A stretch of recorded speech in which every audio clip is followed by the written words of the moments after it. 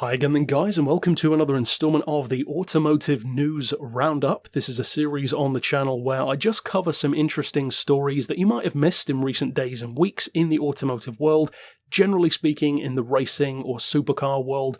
On this occasion though, branching out to records, because this car, as you probably saw from the title and the thumbnail, is actually a new Nurburgring record holder. In fact, 2 records, because this car, despite coming from a company that chances are you're not too familiar with, has actually broken the 4-door sedan lap time record and, arguably more importantly, the front-wheel drive record, beating Renault. And the car in question is, as you saw, the Lynk Co 03 Cyan Concept. Now, although it's a concept, it is road legal, and the company behind it, in fact 2 companies behind it in particular, are very interesting, because although you might not be familiar with them, you're probably familiar with their work, because, first of all, Lynk Co is actually a subsidiary of Geely, who of course also own Volvo, and Lynk Co's vehicles basically fall between Geely and Volvo on the market, but more interestingly, Cyan is not just the name of a colour in the case of this car.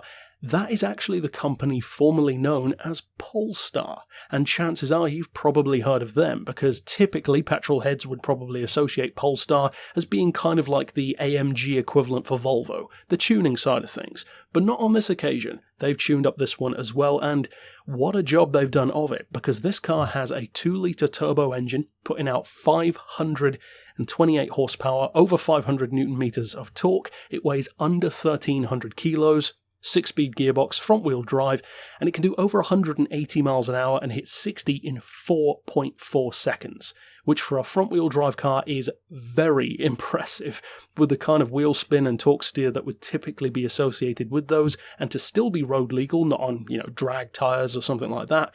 That's very impressive. But of course, it's not just straight-line performance.